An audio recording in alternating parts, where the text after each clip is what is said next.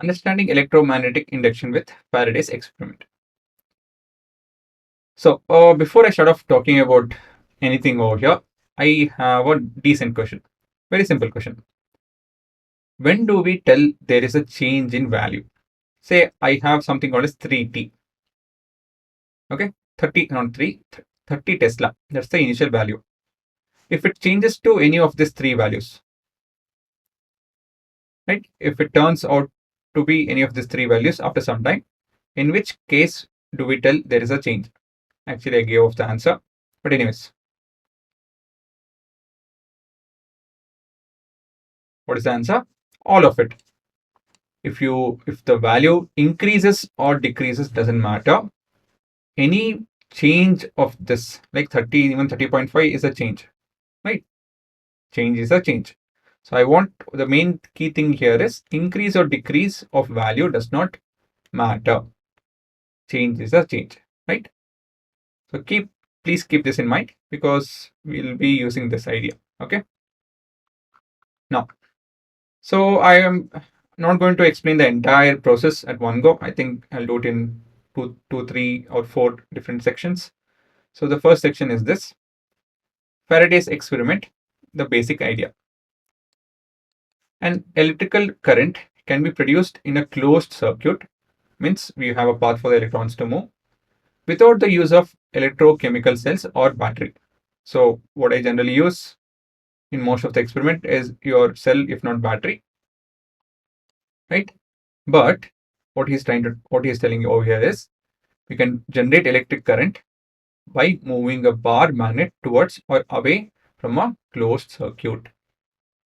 So let me explain what exactly he's telling. I have, this is known as a galvanometer. Okay, it's a sensitive voltmeter and ammeter depending on how we use it. So that is being connected to a solenoid. Right? I have a magnet over here. So either we get it closer or move it away. Closer or away.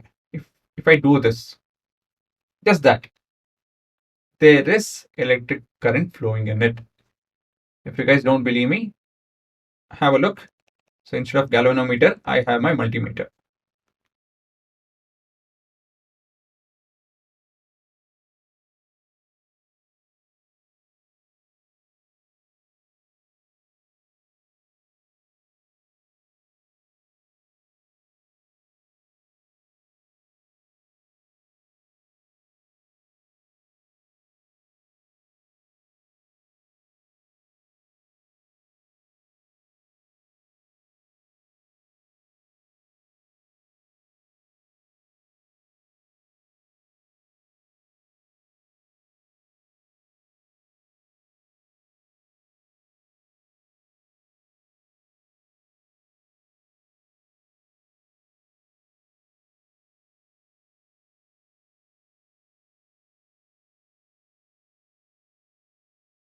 Right? It did happen, is it not? I just moved the magnet back and forth and there was current. That's what he's telling. Okay, so let us answer a few more questions about all of this. What happens if the bar magnet does not move? You have a coil and you moved it. So, I mean, does that word move, is it actually an important thing over there? Will the presence of a magnet inside a solenoid doesn't have any effect? Right? Let us have a look at that.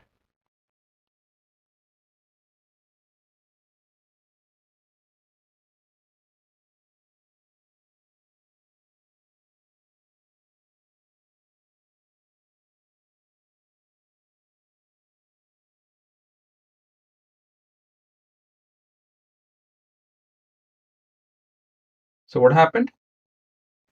No voltage, right?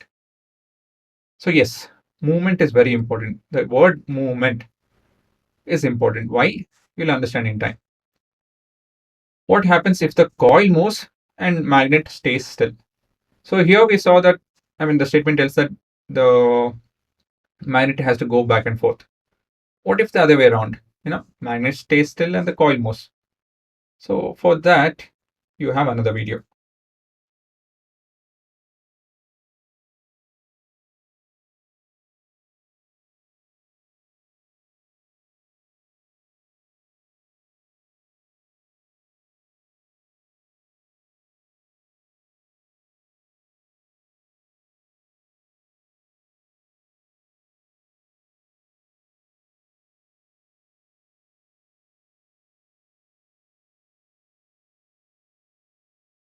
Right?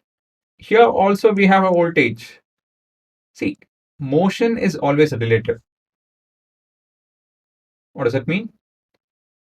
People in a lot of years ago, when they looked at the stars and the sun and moon and everything, is it not? They felt things were moving around them, right? Why is that? Even if you ask a kid, they'll tell the same. Because you feel you are at rest, but you are not. You yourself are moving. When you look at a sun, now we know the fact that, okay, we are the one who is moving around the sun. So when you look at a sun, do you think he or she, okay, I mean, we respect sun, no? Matlab, sun god or goddess. So the sun, right? Does it move as per our, simple general observation or what we heard? We feel that it's not moving again. But again, sun is actually moving with respect to the center of the universe. So movement is relative. What I'm trying to tell is, if you move a magnet back and forth or a coil back and forth, we have the same effect because there is a key thing that we will understand in the next section. What is that we are seeing? This is nothing but your electromagnetic induction. So you'll understand a lot of this point and pretty much all of it when you look into the definition of electromagnetic induction and how it works. So if you understand this, you're pretty much done with all of it.